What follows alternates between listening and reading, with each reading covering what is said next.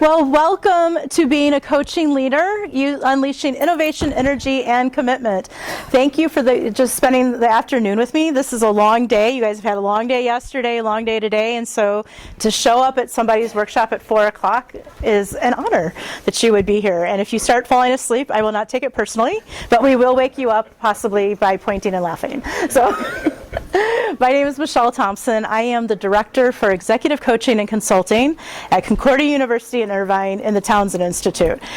That basically just fills a business card. So it's a lot of words, but what I really get to do is I get to do something that I really, really love, and I get to work with people in finding their passions and their hopes and their dreams and help get to move them to the future that they desire and are longing for. I get to do that as a personal coach on teams with industry teams and ministry teams, leading them, and then teaching students also how to use coaching models so that they can go out in the world and do it. I have a lot of fun in my life, and I am grateful for it. And the great thing about this program is I still get to live in Texas, so I'm a diehard Texan, and I'm proud of that also. So I am thrilled, again, very honored and thrilled that you guys are here. Some of you might have been in the last workshop. I'm just going to give you fair warning that there will be some repeated information, and so if that is going to disappoint you, I am disappointing you early. So, all right. Okay, let's go. Do you ever have that feeling that, oh, okay, on buttons are good. That one? Or this one? Oh, you know what they did? They took I think they forgot that I was staying in here, so they unhooked me from everything. Maybe I don't have my... It's in the top. I'll let you look for it, and then I will just move forward this way, because we can do that too. This is an exercise that I like to do before I start workshops, before I start meetings, thank you so much. It is about giving ourselves permission, and it's permission to be present in the moment that we are going to enter into. Right now, you've chosen to be here. Hopefully, you're going to walk away with at least one nugget of information or one aha that you'd like to take into your world out of here. But to do that and to find that one nugget, you have to be present to be able to experience it and to learn it and know it. So when you give yourself permission, you're giving yourself permission to be here and not have to worry about the things out there. So as you think about it, think about, what do I need to give myself permission to do or not do? Maybe I need to give myself permission not to look at all the emails that are piling up on my phone. Or maybe I need to give myself permission to not worry about where I'm going to dinner tonight. Or whatever that is happening for you. Think about that for a moment. Just keep thinking, what do I need to give myself permission to be present here for?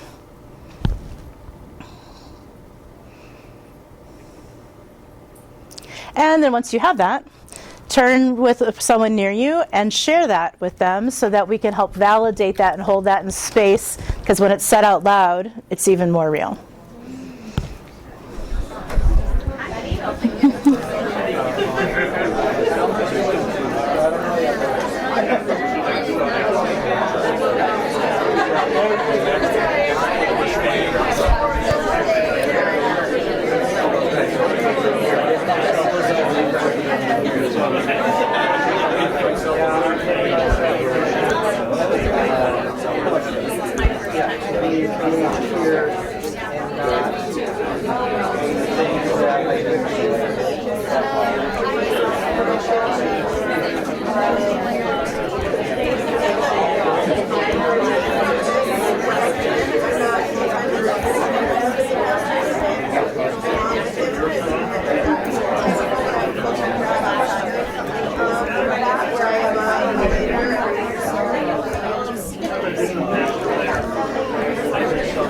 All right, it sounds like we have other conversations going on, which is lovely.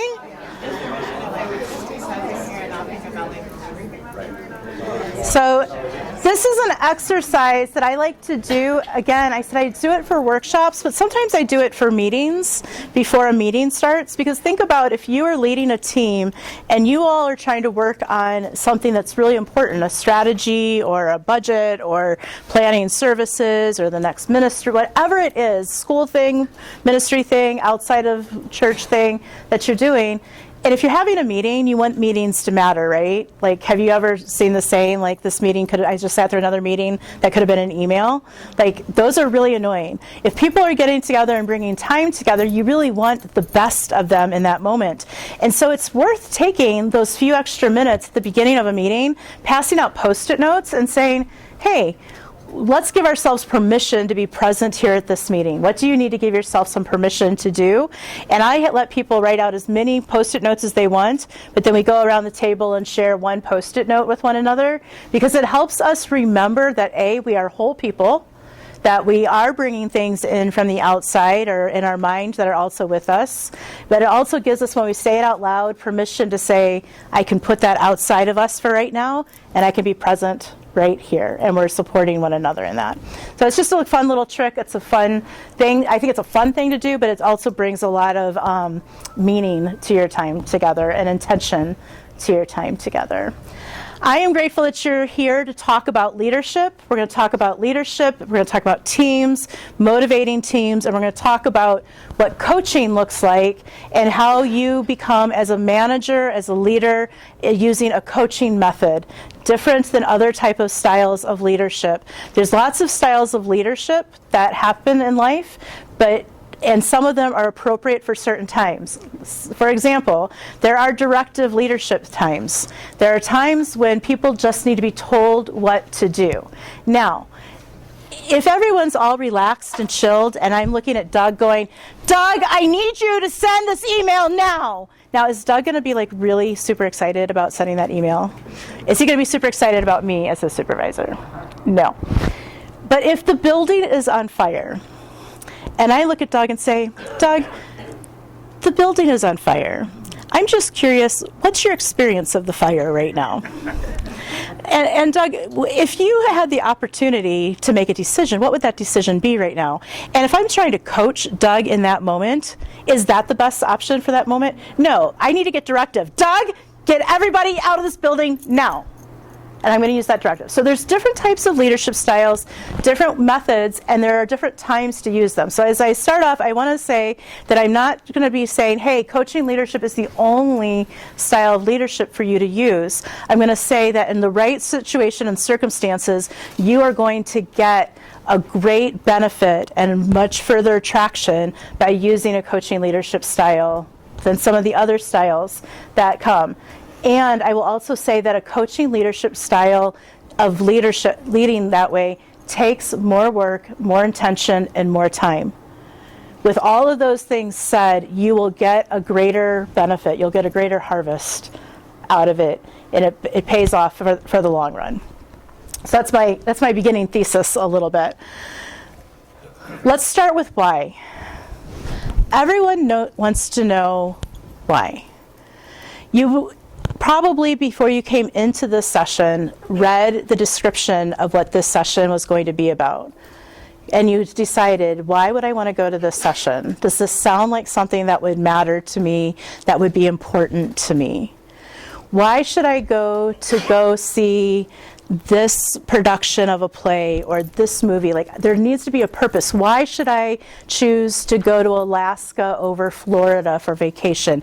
People want to know why. And we always kind of laugh with the toddlers, like, why? And they keep asking why until there's no tomorrow. But the reality is that the toddlers are verbalizing what most of us are thinking inside. We want to know the why. And when we know a why, we're really willing to move and have some action if that why has value to us, right? Like if I said, hey, everybody, stand up and clap and cheer, and you all say why, and I say because it would make me feel really good, you're like, I don't know. And then if you said why, I'd say because I have $100 for each of you if you do it, you'd all be like, yes, we'll stand up and cheer. The why matters on what you are choosing to do. The why, when you can answer a why, your goal is to bring a sense of hope. We want to bring a hope, this feeling of expectation and desire for a certain thing to happen. Hope means that something good is going to happen. There's a vision, there's a place. I can visualize it. I want it. I want something to be bigger than me. One of the greatest compliments that I ever received as a leader working in ministry was actually early on in my ministry years. And it was a woman who was working for me. She'd been volunteering. And I didn't quite realize that she had only been volunteering. I thought she actually had an assigned role. So it wasn't really intentional on my part that I kept giving her more and more work, because I thought that's what I was supposed to be doing, until the day she told me, she goes, yeah, I just used to volunteer on Sunday mornings. And I had her working 10 hours a week now, right? And I didn't quite realize that. And I said, oh my gosh, why haven't you told me this? Why are, we've got to, I'm so sorry. Am I overusing you? She goes, I'm so happy to do it, because you make me feel like I'm being part of something bigger than me. And I oh, that's beautiful, thank you. Can you write a reference letter that says that?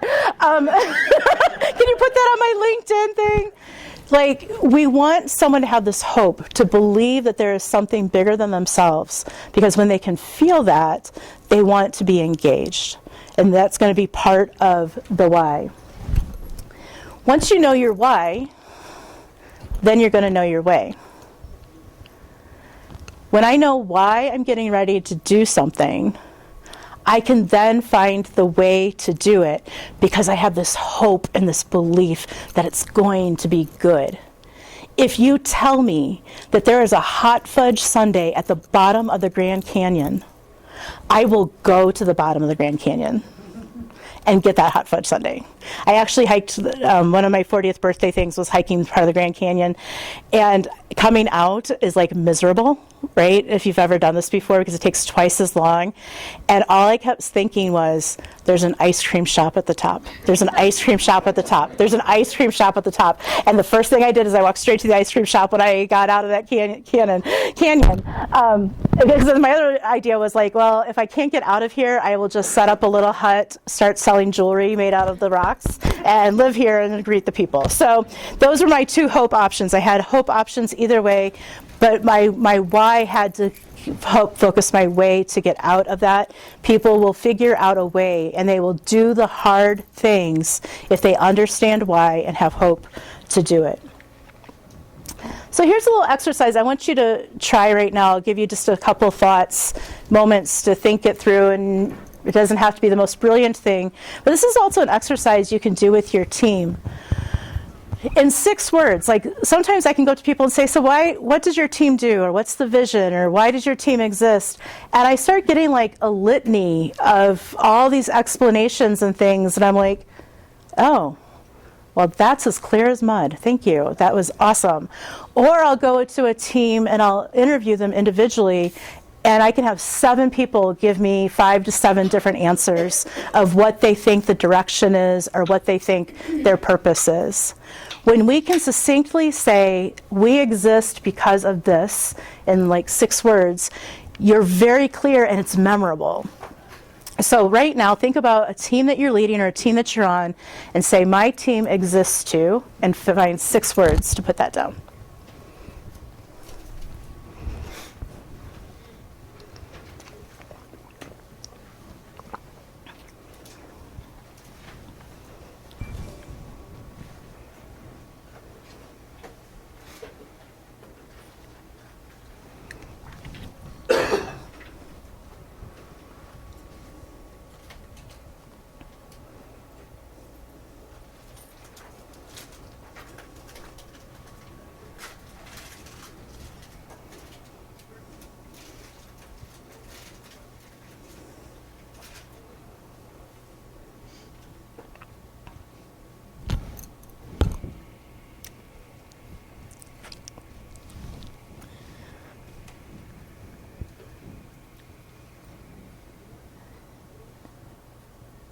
Anyone willing to share?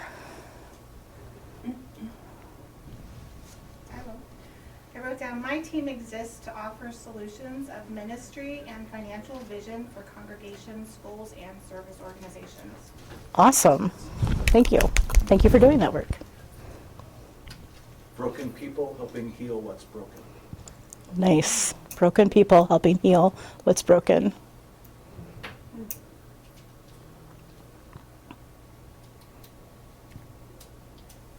Bring Christ to hurting youth. Bring Christ to hurting youth. When you say that succinctly, it really helps you go, when decisions are being made, it goes, does this align with why we exist? Is this a good decision for us to make because this is why we exist?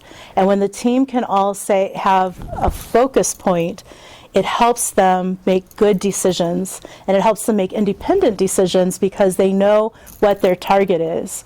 If you've ever done like balancing on a ball or working out or balancing exercises, what do they always tell you to do to help hold your balance? Focal point. Pick a point, keep staring at it, keep staring at it. Because the minute you start looking around is the minute you're going to start to wobble. If you keep your eyes on one point, it helps you stay focused and will help you keep your balance. If your team can have a central focus point of why they exist, and it's a hopeful moment, they are going to be able to balance and function more clearly and more strongly and stronger. I encourage you to think about just this little exercise and taking it back to your team. What would happen if you went to your team and said, okay, before our next meeting, I want all of you to do this exercise and write why we exist in 6 words. And have everyone come into the room and see how close and similar they all are to one another. Because that will inform you a lot on kind of where the group is at. And then if it's really close, you say, hey, we're really close. Is there some way that we can combine these, put it together so that we have one clear statement that we can all say anytime our mantra? If it's really far away from one another, you go, hey, we've got some different points here. And everything seems important because you all wrote it down and you're all existing for this purpose, but now we have some work to do to bring this idea in together.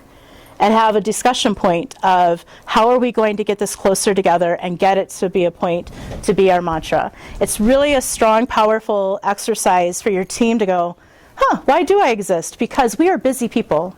We run around and do a lot of things. I don't know about what your Google Calendar looks like, but mine does not have many blank spaces in it. Mine has a lot of filled in spots. And there are days that I have to look at some of my spots that are filled in and say, are all of these things critical for me to do today? Or could I take a shower instead? Like, sometimes it's just that critical of like, I need to do some self-care instead of some of these other things along the way. So when you think about a team, here are 3 basic needs that a team has. A connection to a common purpose, safety, and hope. What do you think the most important word to me is on this page? Connection. I heard hope. Hope is a really great word too. Connection is the word. Because people can feel like that they have a common purpose, they can have safety, they can have hope, but they don't feel connected to it. It's like I could have a coat hook in my home, but if I don't put the coat on it, it's not doing its job. The coat and the hook have to connect for it to be living its purpose. So I need this connection. If I just lay my coat on the chair, then why do I have a coat hook? There's no purpose there. When we talk about the why and why we exist, that is aligning your common purpose of why you are coming together to this common purpose of function. Safety is what we're going to talk about in a moment. We talked a little bit about hope, and we'll come back to hope again at the end. But in this part of safety, there's 2 levels of safety that we want to talk about. One is just the environmental safety. And sometimes I have said, environmental safety, obviously keep your people safe, don't let there be fires, blah, blah, blah.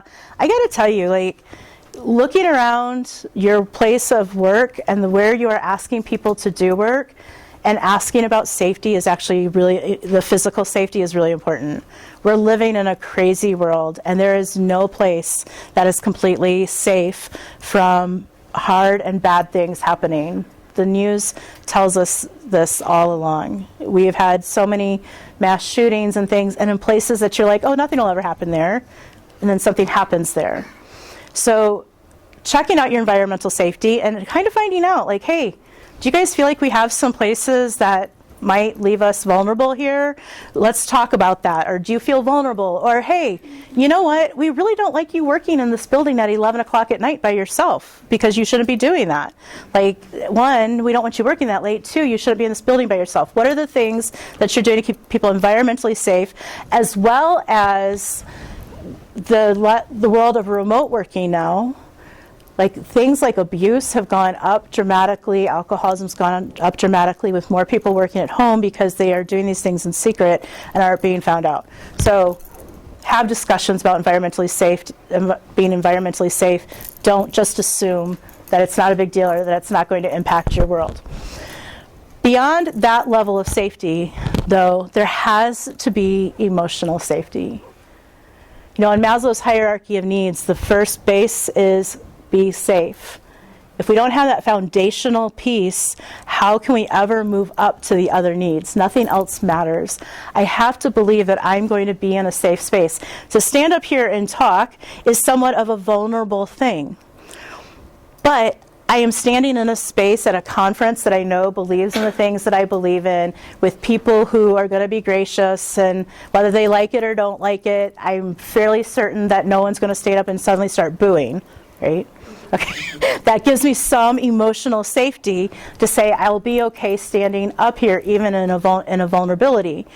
We need to make sure that when people come into work, they feel like there's a vulnerability, because they are performing and producing. And in this performance and producing vulnerability, things like their financial security, having a home, being able to take care of their family, fulfilling goals, all of these things are at risk.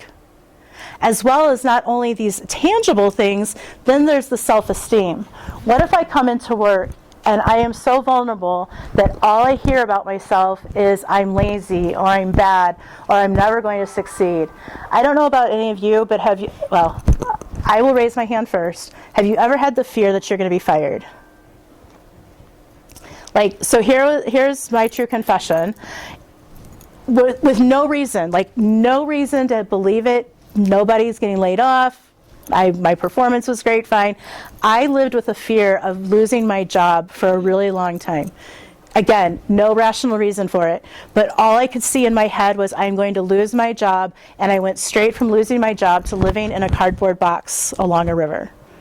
It was that fast for me. The story that I could make up and tell myself, and I would go to work and it would just shake me. The anxiety would be so great that I was going to end up in a box, that it would actually, while I thought I was performing really well, I think it actually hindered me more, because I was so stressed about performing that I wouldn't perform my best, because I would make silly decisions just to try to prove myself or do better along the way.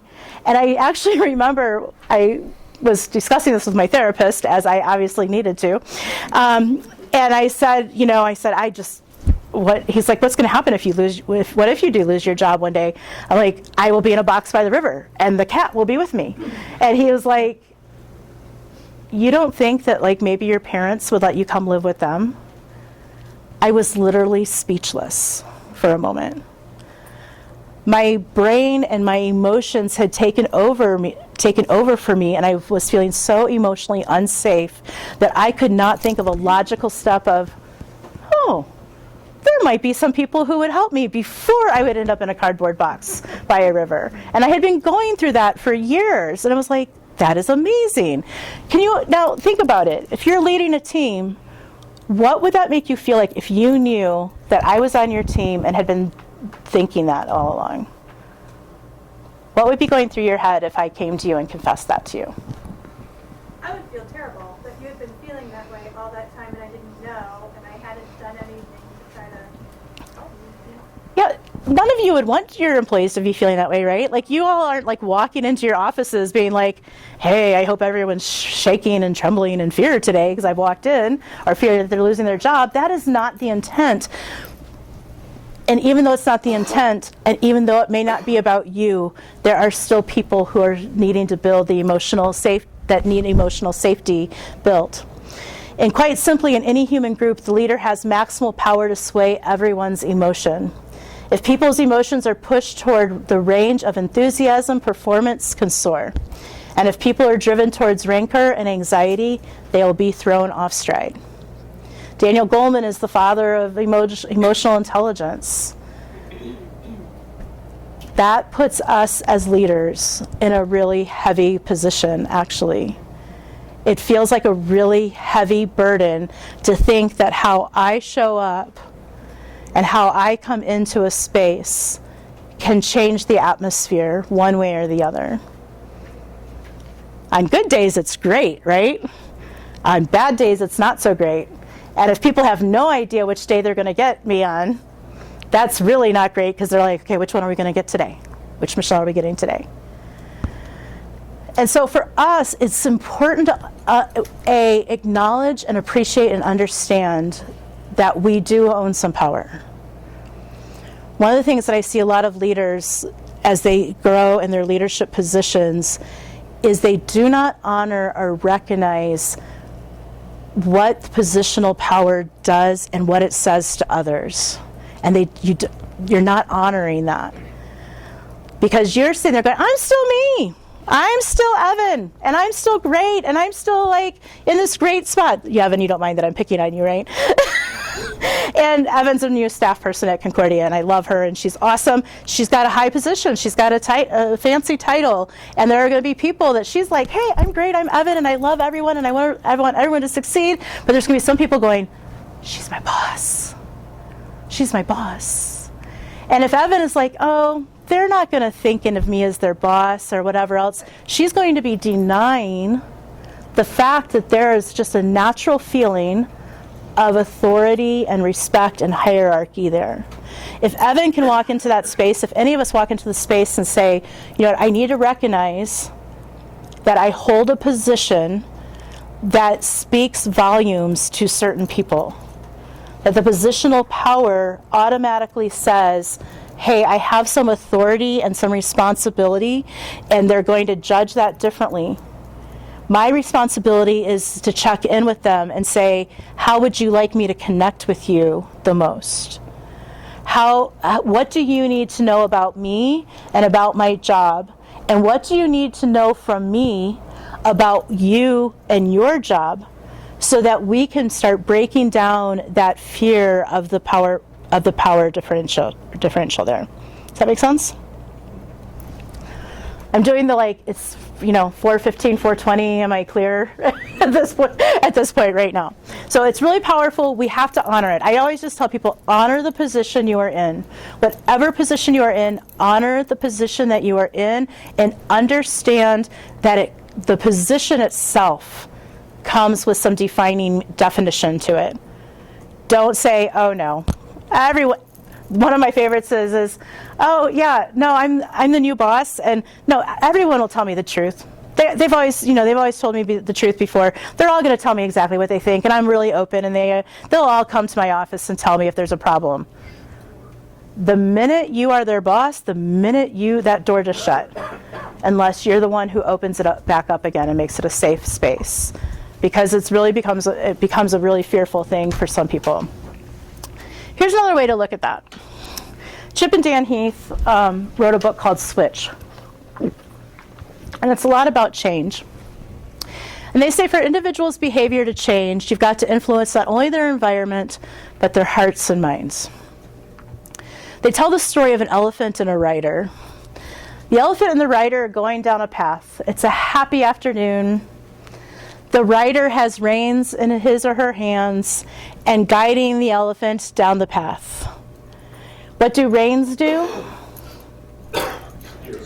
The reins are going to steer. And if the rider moves the reins one way, the elephant will turn one way. And if the reins move another way, the elephant will move another direction. It's lovely. Isn't it a beautiful imagery, just going down the path together? As you know, elephants are incredibly fearful of rodents. Myth or truth, I don't know, but we're going to pretend like it's truth right now. Elephants are terribly afraid of rodents, and in the middle of this beautiful path ride, a mouse goes running across the path. What happens? Say it. Yeah, the elephant is like, oh no, I'm out of here, right? The elephant is going to have a reaction to this rodent going across. Now, what has happened? The elephant is like, mouse, mouse, mouse, mouse, mouse. And the rider is like, no, so we're going to go smooth. Who is going to win that battle initially? The elephant. Why is the elephant going to win that battle initially? Bigger. The elephant is bigger. The elephant represents our emotions and our reaction to things. The rider is our logical side. Our emotional responses are always going to be larger than our logical side because of the way the brain is made. The brain has the amygdala. This is all the science you're going to get from me, by the way. The brain has the amygdala. The amygdala is the first response or responding motion to an incident. If someone comes in here and yells fire, your immediate response is going to be, I gotta get out of here, because the amygdala is going to say, you have got to flee. Fight, flight, freeze, fold, flock, whatever you're going to do one of it because you are in danger. But what if it's Jeff Shrink with his megaphone going, fireworks at 5? Like, you didn't take time to get all the information, but you did it because the amygdala is already reacting to what's happening. So I could walk into a room and, may I ask your name? Debbie would look at me and she'd go, hi, and walk away. And my amygdala goes, she's mad at me. That was not a pleasant hi. She's ticked off. She was short, she wasn't happy, she wasn't friendly, and now I am spending my time and my energy in my amygdala telling myself stories that I can believe. When actually, Debbie was thinking about something that she needed to do, and she just kind of went, hi, and walked by.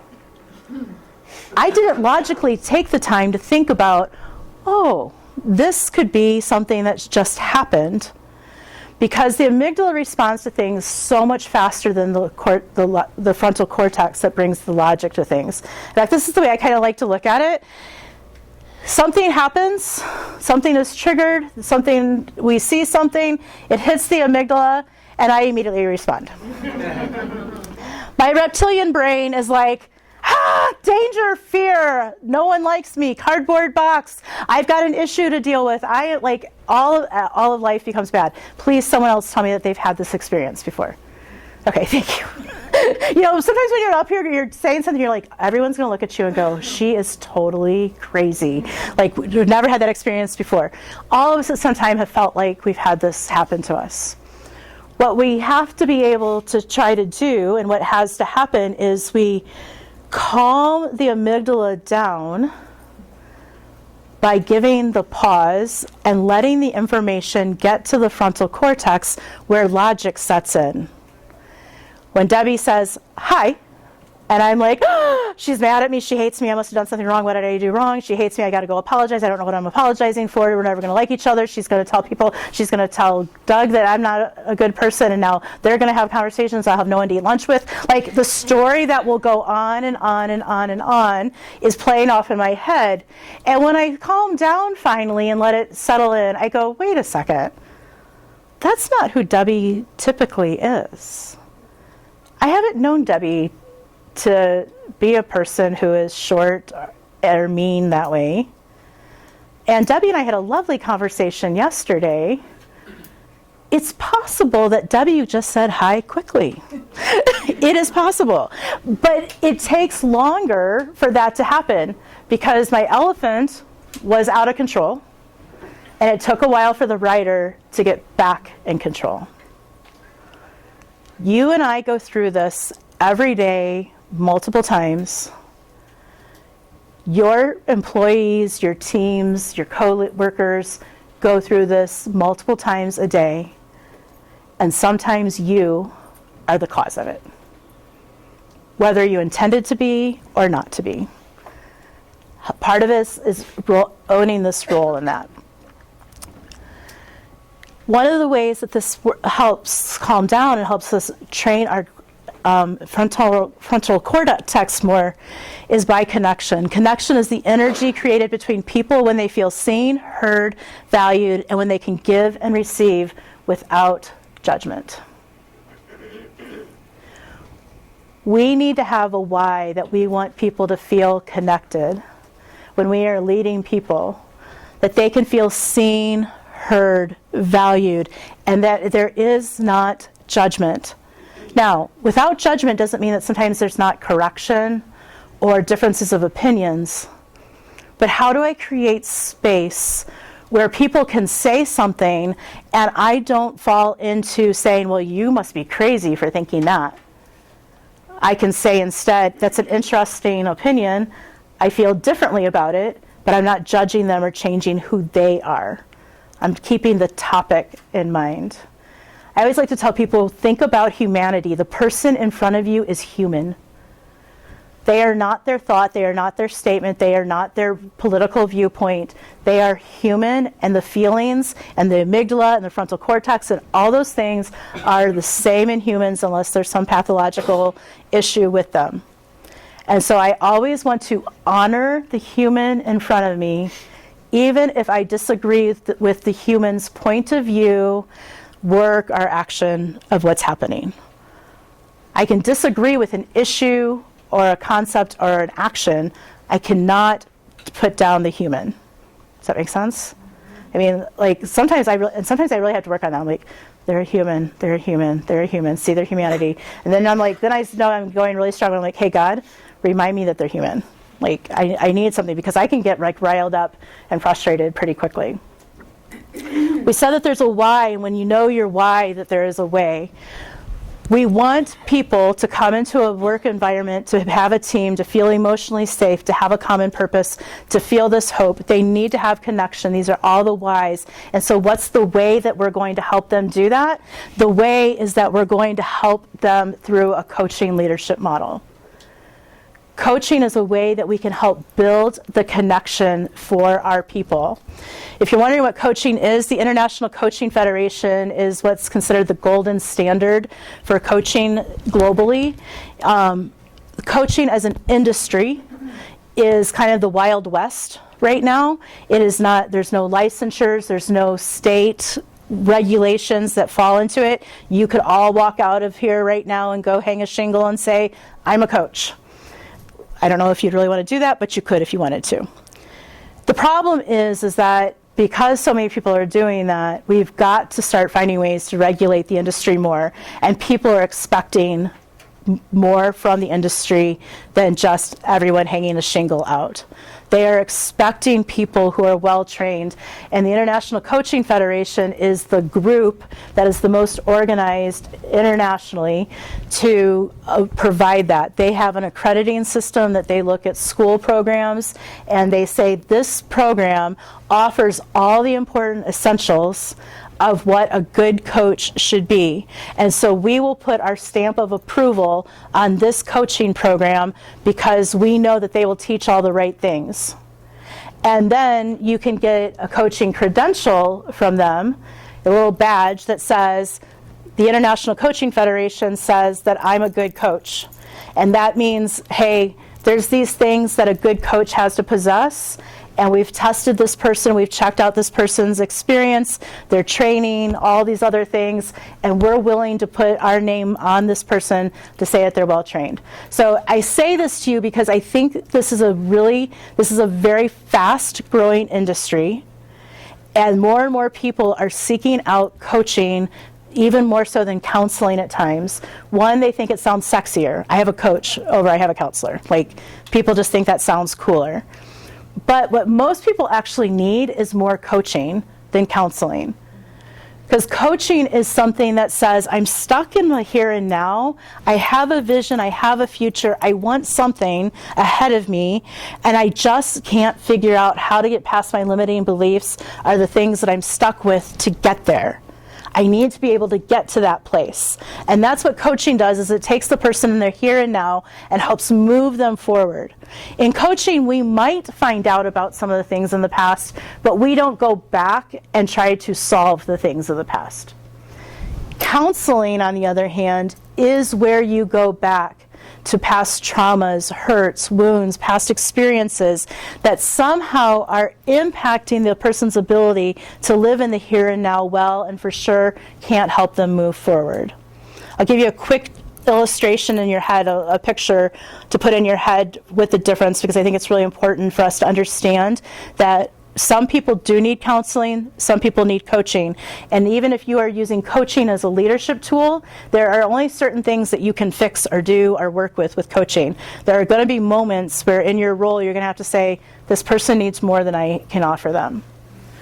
If I had a bad knee, I went to the doctor, and the doctor sent me in for MRIs and x-rays and did a whole bunch of tests and came to me and said, your knee is a total mess, you need a full knee replacement. That doctor is looking at my situation, looking at the injuries, and diagnosing it and giving me a solution to fix it so I can continue on living my life. That is counseling. Diving in deep to where these pains and issues are to fix it, repair it, and diagnose it. If I chose to run a marathon, I would go to a physical therapist or a personal trainer, and I would say to them, hey, I would really love to run a marathon. And they would go, okay. And they would say, let's create a plan to get you ready to run that marathon. And they would talk to me about my mindset. Do I believe that I can run a marathon? Then they would talk to me about what I need to do to train myself and run so many days and walk so many days, and what do I need to eat, and all these things. And they would care about me getting to the goal of being able to run the marathon. Now, they might say, is there anything else that we need to know about you to get you ready to run this marathon? I could say, well, yeah, a few years ago I had a knee replacement, and so we probably need to just know that my knee is going to need some attention as we do this. Got it. But at no time is the physical therapist or personal trainer going to look at me and go, really, you had a knee replacement? Are you sure that's what you really needed? Should I check those x-rays? Maybe there could have been another diagnosis. Like, they're not going to go back and try to resolve that, because they only need to know that information so that I can move forward. And that's really the significant difference between coaching and counseling, is where one is approaching the woundedness and moving to, and where one's moving towards the future. I'm going to throw mentoring in real quickly, because some people also put coaching and mentoring together a lot. And mentoring is also its own unique breed. Mentoring is, the line that I like to use is, I want your story to influence my story. So, Shannon, I meet Shannon. I think Shannon has these wonderful attributes, and she's brilliant and wise, and I want some of that. And she's had some experiences in her life that I would love to learn from, so that my experiences continue to grow also.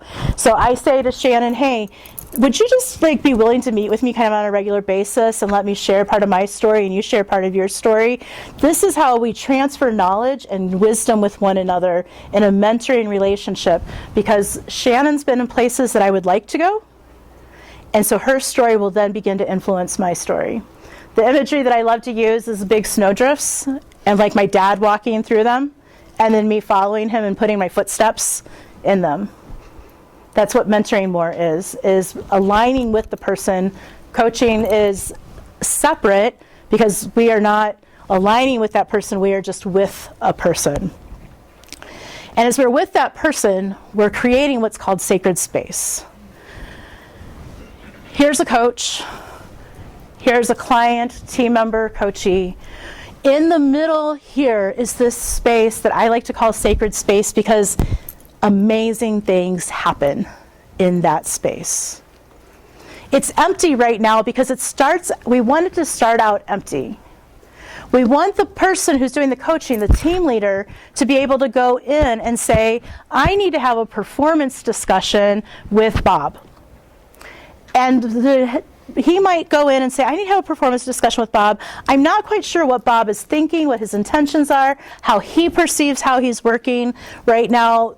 There's just a lot of questions that I have. So I'm going to go in and do this as a coaching session with Bob. Now, if I'm truly going to do it as a coaching session, myself as the coach or as the team leader is going to say a quick prayer in my head. God, please prepare me, move out of me, whatever would get in the way, and let there be space for your work to be done. I just believe that for me personally, I have to go in as prepared as I possibly can, and I have to try to remove as much of the things that I'm thinking about personally, because I won't be able to focus and listen to Bob. And I need to move away things that like suppositions I might have already been making about him. So we go in, and in this space, I can open up and say, hey, Bob, let's have a conversation about performance.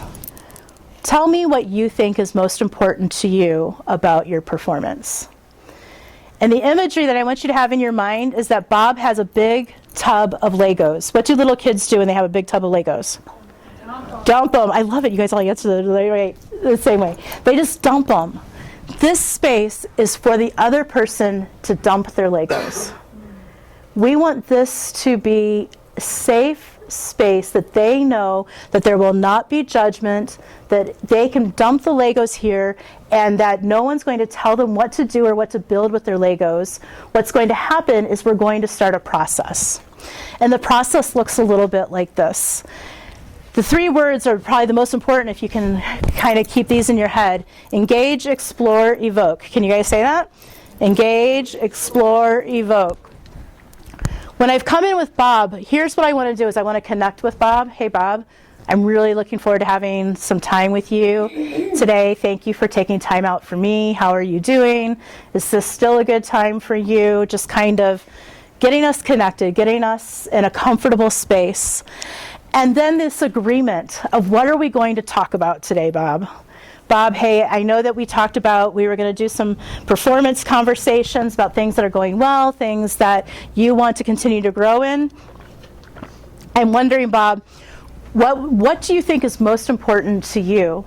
What would you like to talk about in this? Now, what I really love when I'm really coaching clients, I can just like look at them and go, so what are we talking about today? Because I want them to bring the most important thing or the experience that's on the top of their mind in that moment. But if I'm leading someone, sometimes I might have to give them a few parameters in the discussion. But I don't want to go in and say, Bob, you've really been falling behind on some things, and so I want to figure out how we're going to improve that, and then I want to find out what your next year's goals are. Like, that is a different type of meeting. That is more like a consulting meeting where you are going in and being very directive on what the outcome will be. If it's appropriate, and it's not like a you're about to get fired discussion. It truly is a, hey, let's partner together here. What are your goals? Maybe he is failing a little bit, but you still want to be able to say, what's most important for you to talk about in your performance right now? And if you want Bob to be able to say, you know what, I don't feel like I'm doing this one thing very well. And that's really kind of bothering me, and so I would really like to be able to talk about that. And along with that, there's some other things that I really wish I could be doing, and I'm wondering if we can talk about that. Hey, Bob, that's great. So we've engaged with each other in this connection and agreement. This is where the majority of the work then happens. This takes just a little bit of time, but now we want to explore along the way.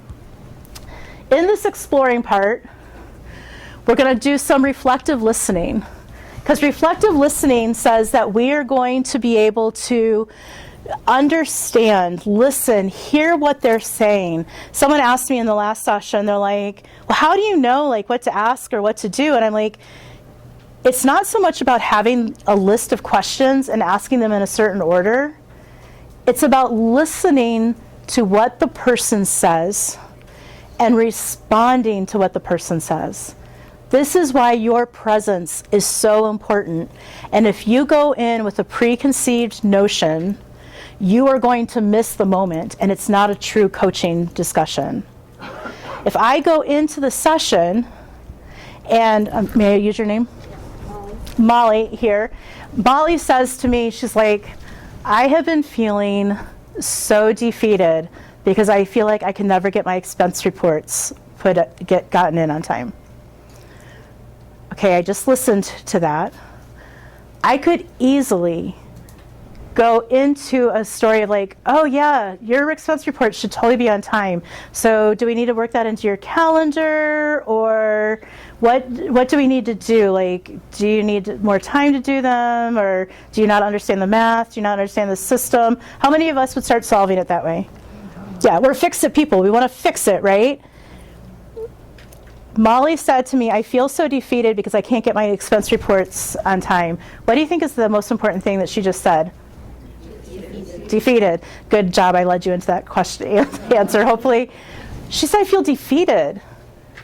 At that moment, what is more important to me as the leader to have an emotionally safe and strong and productive employee?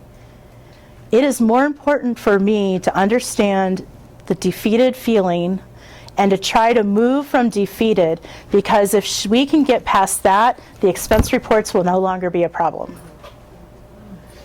Gosh, Molly, defeated is a big word. I'm just curious. Tell me what defeated sounds like for you. You don't have to do this with me right now, but be able to go into that question and discovering and listening to what is happening and building self-awareness, because she might even look at me and go, I didn't say defeated. No, yeah, you did. You said, I feel defeated. Well, I don't know if it's defeated, but I'm feeling, now all of a sudden we're exploring what's the reality. Reflective listening helps explore the reality, hearing what's important. I tell people, listen for a feeling word, listen for a verb. There's usually something between a feeling word or a verb that's going to give you information that is actually more important than the task at hand. The other thing about reflective listening is reflective listening is not just hearing, it is seeing also. If Molly says to me, she's like, well, I'm feeling really great about all the work that I'm doing. Everything is really fabulous right now. What's happening as she's saying that to me? Yeah, like her head is shaking no. I'm like, hey, Molly, I'm not sure if you're aware of this, but you're telling me that everything is really great and your head is shaking no. I'm just wondering which one's true. We can go into this reflective listening because we can see things when you walk in fully present and ready to be with a person, you take the whole person in. And you begin to watch things like eye movements or body shifts, or they're not giving you eye contact anymore. They're like talking off over in this direction, like, hi, I'm over here. I'm over here. And I actually had a client real recently talking to me about how great this one person was that he's working with, and man, he loves people, and I know his heart is good. Some things are going bad, but his heart is really good. And I was like, you keep telling me this person has a really great heart, but I don't believe you, because you're telling me no over and over and over again. So watching for those things, and it's okay to call that out, because it says, I'm paying attention to you. I'm listening. Yeah. So quick question on that. I've experienced that before, where someone's done that to me, and I felt self-conscious about my nonverbal communication the next time I was with that person, and I almost felt like I didn't want to be giving things away. So it was almost like a loss of trust. Yeah. By kind of calling it out. So I'm just curious your thought on that. So if you and I were in that relationship, and I would probably notice that you weren't being totally yourself, I would probably say, hey, I'd call it out again. I'd be like, hey, something feels different in how you're talking to me right now. Did something happen? And hopefully you'd be able to look at me and go, well, the last time you called me out on my facial expression, so now I'm kind of not quite sure what I should be doing. I'd be like, oh my goodness, like, I am so sorry. And for us to dialogue about that piece of it, because that's the only way to be that vulnerable. Or for you to come back to me later and say, I'm still feeling really weird that you noticed that you called me out on my head shaking, because now I'm like all conscientious of what I'm doing. And then it gives me the opportunity to go, oh my goodness, David, there was no judgment in that. I was just really caring about what you were saying, and it made me curious, and I wanted to know more. It really wasn't like that was my heart and my intention. The other thing that you just struck in me that I didn't say is there are times that it's really important to acknowledge something. So I might have said to Molly, I just noticed something. Would you be okay if I pointed out something that I observed? and so it prepares her to say something's getting ready to come, and I have permission to like, no, I don't want to hear what you want to say. Very few people do that, but they could, depending on how the relationship is. But she might say, yeah, tell me. And then she has a discussion about, I would also say, then what do you think about me saying that? Like giving her time to process that. But you're right. Like I know this person that I did it to was like, okay. And then I wanted to like, and I said, you don't force it. I'm like, just, it'll happen. And I would also tell you not to use that technique all the time. Like make sure it's something that really happens. Sometimes you just make a note of it in your head. Like you make a note of someone like all of a sudden smiled or started to frown or kind of flinched. You're like, there must be something in that. I'm going to explore that later. I'll ask a question that's not directly related to that, but somewhere in that, not related to their emotion. Does that help? Yeah. So, which goes into this idea of powerful questioning. When we ask powerful questions that usually aren't like, well, can we set up your calendar better? That aren't fix-it questions, and aren't questions that put you on the defensive of like, well, why? Why would you do that? Because most people, when they hear, why would you do that, are going to go, I don't know, because they assume that you're asking because they're doing something wrong in your mind instead of doing something right. Every once in a while, a why question works, but most of the time, when you hear the words, you want to be able to help them go one step further than where they were before. They want to go one step further. So what happens is there's system 1 and system 2 thinking. System 1 thinking is your very automatic thinking. If I asked you to tie your shoes, I don't think anyone in here would have to go, okay, how do I do that again? You would all just tie your shoes because it's put into your mind and you just do it. But when you were 5 or 6 learning how to tie your shoes and everyone was trying to get out of the house and they're like, come on, we got to tie your shoes and get out of the house. And you're still sitting there going, okay, one bunny ear here and through the loop and through the time. That's system 2 thinking because you have to be really intentional about it and really think about it. Our system 1 thinking is important because we can't go through life having to overthink a lot of things, right? Like when your bladder says it's time to go to the bathroom, your system 1 thinking needs to say it's time to go to the bathroom and I need to go to the restroom. You know, system 2 thinking doesn't go, okay, I have an uncomfortable feeling somewhere in my stomach and yeah, I'm not feeling good. And I feel like something should happen. And so where do I need to go? What does that, I mean, we're not going to do that. So system 1 thinking is very helpful. But system 1 thinking isn't helpful for us when we want to grow or change behavior because we have to be able to change the habit. If I ask you how many animals Moses took on the ark, what would you say? Moses wasn't the guy. Moses wasn't the guy. Usually it's kind of like a half and half. People are like, well, 2 by 2, right? And I'm like, we hear ark and we hear animals, and most people right away are like, well, we're going 2 by 2. The 2 by 2, we don't know exactly how many, but 2 by 2. And like, yeah, but Moses wasn't the guy. Moses took no animals on the ark. But that's the system 2 thing, is that you have to be able to think that through a little bit because your natural reaction would be to say 2 by 2. What we want to have happen through questions is if I started to say to Molly, hey, well, what would make it better for you to get your expense report done? That's very system 1. Like, oh, we'll fix this. Got it. We're done. And Molly will start coming up with just answers and things, and she'll say, well, I'll put it on my calendar here, and I'll do this, and I'll do that. And she'll just say a lot of things, and none of it will matter, and none of it will change anything. If I look at her, though, and say, hey, use the word defeated, tell me more about defeated, that's not an automatic answer. That answer is going to take a little bit of time to have to go through a process. It's going to have emotion wrapped around it, and when we can discover that emotion is what will make the change. That's what powerful questions do, when we really hear what the person says and we ask them in relationship to what they say, not what we think they need to say. And then we bring in awareness. So in that center section, that curiosity of looking at the pieces, that reflective listening, asking some questions, the inquiry, having powerful questions, and bringing awareness in the middle of that circle where I can say, hey, Molly, I've noticed that when you say that you feel defeated, you're putting your head down. I'm wondering what else is coming with defeat. What do you say about yourself when you feel defeated? And she has an awareness all of a sudden of, I tell myself that I'm no good. And you're like, oh, okay, now that you have this awareness, what would you like it to be different? How would you like that to be different?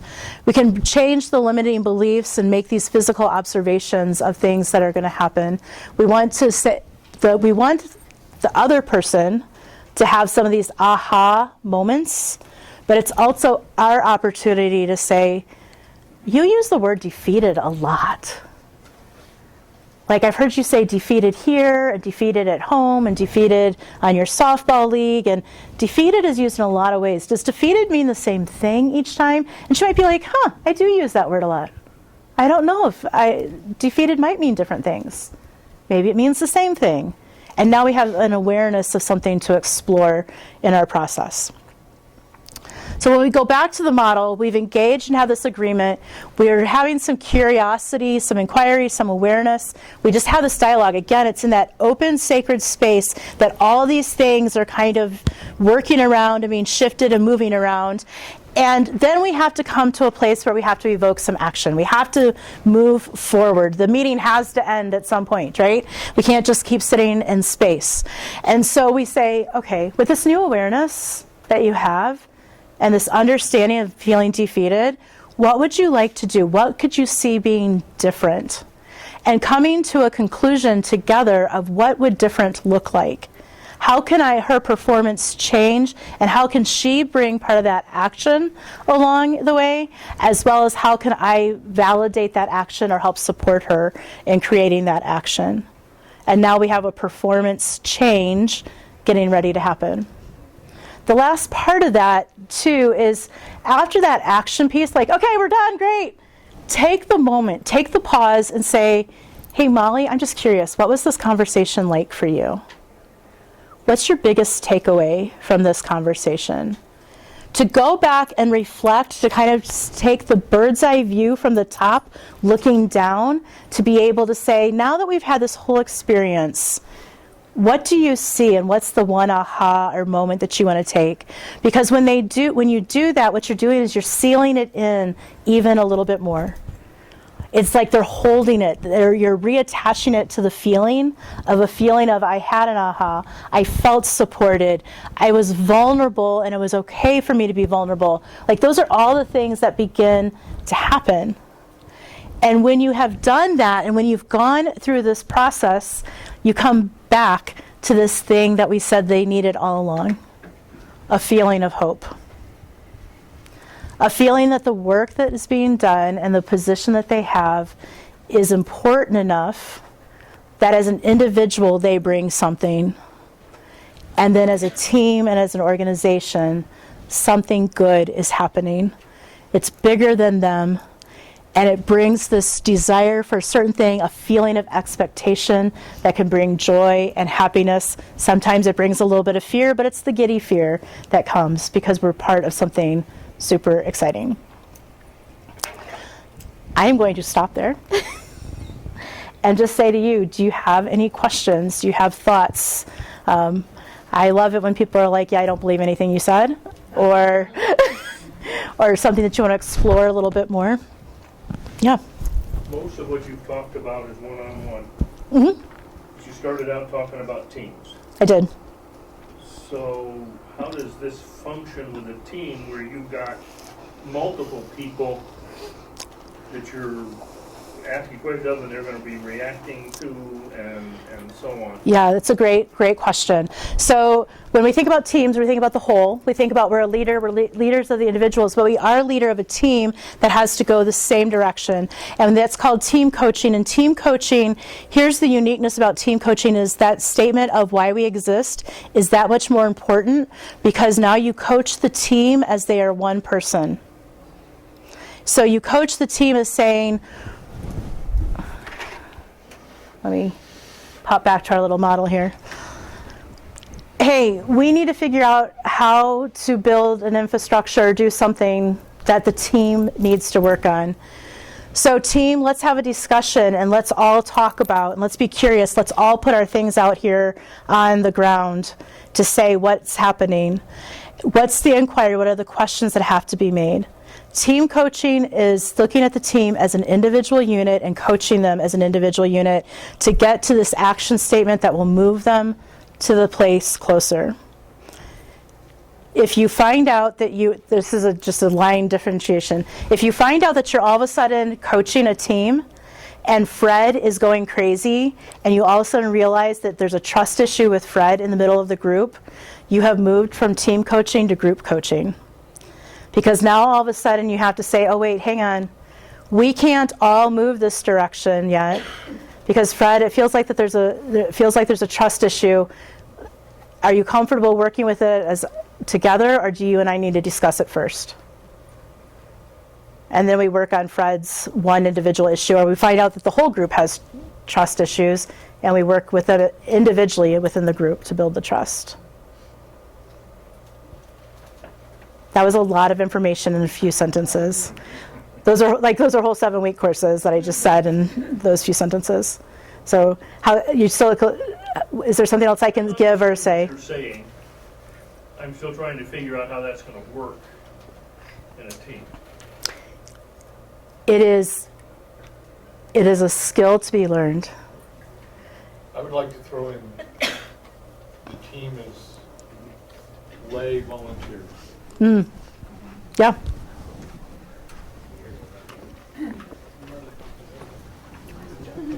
I'm not making it easy for her. As I say, and what do you want me? What about that? Do you? I saw the same thing that he did. Mm-hmm. We started out coaching a team, Mm-hmm. and then it seemed like we were coaching individuals. Mm-hmm. Use different people in the room as, Yep. as part of the teaching experience for all of us. And so his point, I was right with it. Mm-hmm. In my mind, I'm thinking, I wanted to come in. I came in, and I'm not trying to be critical. No. It's helpful. Wanting to get better at coaching a lay team Okay. as a staff member. Okay. Do you believe that the lay team knows that they're a team? Well, I found a lot of what you said very valuable in creating that unity. Okay. And it was when you kind of went to the individual where I was trying to figure out how to apply it. Absolutely. So. It might for you, I'm sorry. Yeah, along the same lines. Yeah, and it's totally fair because you're right. It goes into a different practice. Like you have to get individuals to believe that they're a team. So if your lay team right now at this moment still needs to see themselves as a team with a consistent and single purpose of what they're moving towards, that would be the first step because you can't coach them as a team unless they believe they're a team. Right. And then once you have them as a team, they're all pointing the same direction. They're all like in a boat rowing the same direction. And you are like the person who's yelling, row, row, row, row. So they function as one. And so you go into this type of model the same exact way, looking at them to move them through their process to get to their ultimate goals as a unit. And counseling them as a team when they stagger. Because we had different people, that. Tell me a little bit more about that, because you just used the word counseling. So just tell me, give me a picture of stagger more. Well, in the work that I think that we all do, I don't think I'm unique in that you can get everybody on the same page and everybody enthusiastic. I think enthusiasm without is part of hope. Yeah. Okay. Yep. But then the lay team all have individual jobs and families and things start pulling, and that's what you have to overcome the lapse in enthusiasm and the delays and meeting the timeline goals. Pardon me? So this is where I would come in and say, hey guys, today I've noticed that we've not had perfect attendance at some of these meetings, and it's going to hinder our existing outcome to have XYZ completed for what the team is existing to do.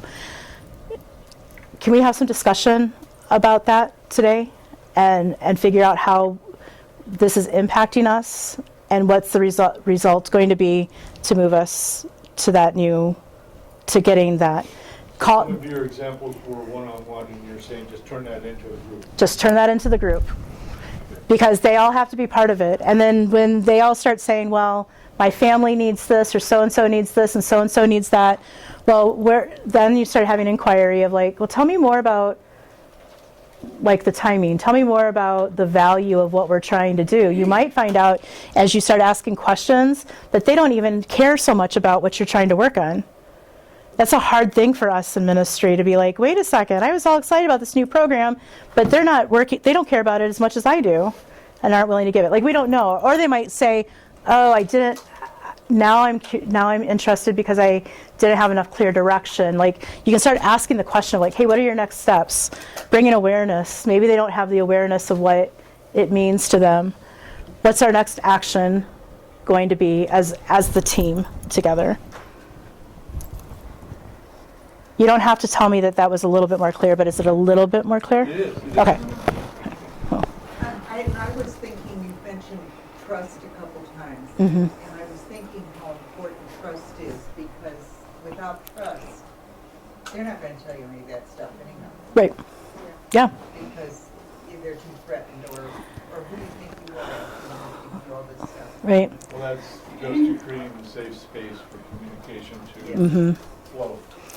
And it goes back to saying this isn't the model for every situation. If there isn't trust, now we've got to go back to a whole different type of leadership and type of kind of like training and vulnerability to build the trust so that we can even move into believing that there's a safe space to do a coaching model type of leadership in and moving forward. I'm not going to get far with the way team being directive either. No, no. No, it's never. What you have to get good at is my observation. Yeah, and the hardest part, and I kind of laugh because people hear me talk about all the time, trust the process, trust the process, trust the process. But if you peeled back the layers of my skin and my head, you would see how competitive and result-driven I am. Like, I want the end result, and I want to make sure that I win, and it's the best. That's what I really want. But I know that that's not always the best way to accomplish things. Rarely it's the best way to accomplish things. These things take time, and I have to be able to give it time. Things will not happen as quickly as I want them to happen. I have to invest the energy and time of multiples of these with a team for them to start really getting it and for them to be having the ahas and seeing it for themselves. Jim Collins uses the idea of the flywheel to get that flywheel moving from good to great. And Yeah. in my mind, I was thinking of the analogy that as a coach, you are giving them a little push every once in a while. Mm-hmm. But if you're dragging them across the finish line, it ain't working. Yeah.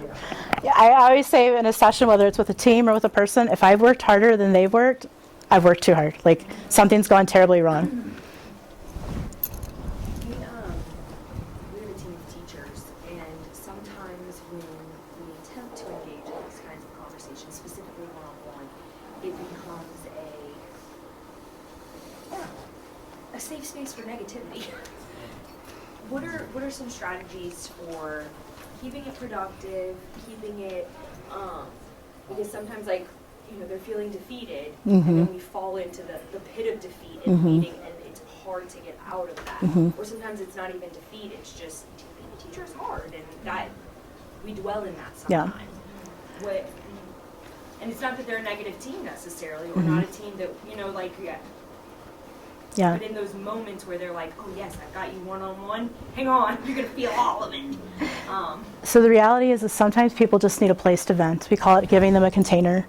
Like, think of a big open barrel, and they just need some place to put their frustration. And so even in that open space, part of my connection and agreement with that person can be, what do you need today? And like, I just need to tell you this story because it made me so mad. So just listen to me. Okay. What you said at the beginning about handing out postings, Yeah, like the permission of permission, get stuff off. to that. There's 4 quadrants of needs that I think that we think of with people. The need just to be present with me, which is just container venting. The need to convey something good, which has its own areas of saying, I need someone to contradict the bad voices and the bad things that are happening inside my head. Sometimes I need a new perspective. I need you to help me see things a little bit clearly or differently because I feel foggy. And sometimes I need a call to action. I need someone to help me move because I'm just stuck in this place. And so if we can learn to start saying to people and to teams, what do you need right now? Like, the greatest need of this team right now is just to vent how we feel about this. Okay, now we vented. Now can we go into action mode and move on to the next step? But name it, claim it, and give it space, and then move on from it. I think with I'm just gonna, sorry, Yeah. unsolicited comment, but with teachers, what you run into is that you have a certain, like a limited amount of time for whatever all of these meetings are, and so by the time they've vented everything, then the meeting's over, then you don't have time again until the next week, and then there's a new set of venting. Yeah, container that needs to be filled again. So a part of it is the time constraint of the job. I mean, yeah, teaching. I've been there, done that too, and it's hard. And part of it is building the culture, which is a whole nother, again, piece of, we have a culture that we know we can vent this much, and then we have to work this much, and it takes time. It's not going to happen in just one setting. It's appropriate to kind of set a, like, in part of the agreement, like, okay, I heard you say you need to vent a little bit, so let's do that, and then let's agree the last 10 minutes of this, we're going to really focus on action. Or is that limiting, and then therefore not really listening to what they're... No, I think it's fair to say, hey, I just need to get some stuff out. Here's my caution, is even in that you need some rules and appropriate. It is not appropriate to tear down people, and especially in their humanity, or to bash things inappropriately. It is only appropriate to vent what your experience and what your feeling is. This person said something, and I felt rejected. I felt disappointed. It was hurtful for me, and I just need to say that I was hurting and be that vulnerable about it. Not, he said this, and you know what he did then, and then they did that, and then they were going to make this decision, and you know what, all the teachers are going to blah, blah. No, that's a B session. That is not appropriate. My experience and needing to get it out so it's not living in my head and becoming a creature in my head is appropriate. And so the team has to have an emotional maturity then to be able to do that also. Do your teams always have enough self-awareness to know what their meeting is about? No. So if you're interested in it, I want to honor your time. Patrick Lencioni has a new book called Working Genius.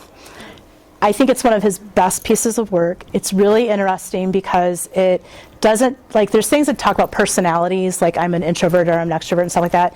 This is a little bit different because it talks about work. Work has a process that something starts, someone has an idea, and then the idea has to live through completion, and it talks about the different ways that people fall into that. I share that because in his book, he also talks about purposes of meetings and how you set meetings up to have an intentional purpose. Like, this meeting is all about just sharing feelings or dreams or thinking. This meeting is about getting these things done and how people work and function in those meetings. So to look at that structure for meetings was really, really helpful to set the intention of that meeting. Not every team is going to be self-aware enough of that. Yeah, Matt? And a book that'll go with that is also Death by Meeting. Yes. Which is another good one too. Yeah. Yep. That's the one where you had the stand-up meeting? Yes. Yeah. The 5-minute check-ins. So.